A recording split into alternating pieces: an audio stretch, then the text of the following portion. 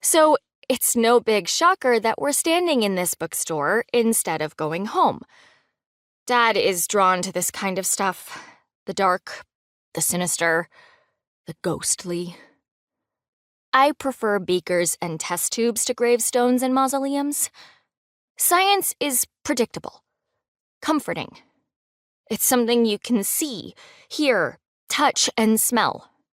Unlike Dad's ghosts. The boulder isn't even placed over Kennison's actual burial site. Dad mutters to no one in particular. This is how he gets when he's researching. It's more like a trance than anything, so usually I just leave him alone. Only today, it's hard. This place could put a Mountain Dew addict to sleep. A giggle breaks the silence. I swivel my head, looking for my best friend, Cassie. That was her giggle. I'm sure of it. I start to walk in the direction I think the laughter came from, but I stop in my tracks when I realize she isn't alone. Staying behind a bookshelf, I watch Cass flip through the pages of a graphic novel while Emily Craig reads over her shoulder. They burst into laughter more than once, the sound of their happiness needling me. I ease farther behind the bookshelf and force myself to breathe through the ache in my stomach. Cass didn't invite me to hang out with them. She didn't even mention it. Emily just moved here a couple of months ago, but Cassie has been hanging out with her more and more lately, inviting her to sit at our lunch table, begging her to join the science club, including her on group texts. There's nothing wrong with Emily. I mean, she seems nice enough, but she's quiet when I'm around. Cassie swears it's nothing.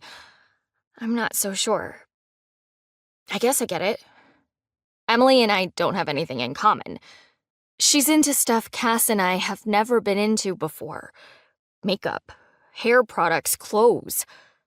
Now that Cassie seems to be into these things too, I feel like I don't belong whenever the three of us are together. "Dad," I whisper, rounding the corner where my father is still standing, nose in a book. "Can we go now?" He slowly flips a page, then immediately turns it back as if he might have missed something. I drop my face into my hands and groan. The longer we stay here, the more likely it is that Cass will see me. Even worse, she might think I'm spying on her. "Dad!"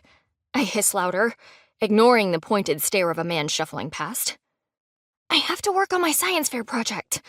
Can you just buy the book so we can go home?" Dad looks up, blinking at me as if he has just remembered I'm here. He probably has. "Oh, sure thing, Claire. Let me check out really quick and I'll get you home." I scan the aisles nervously, suddenly aware that Cassie's laughter has quieted down.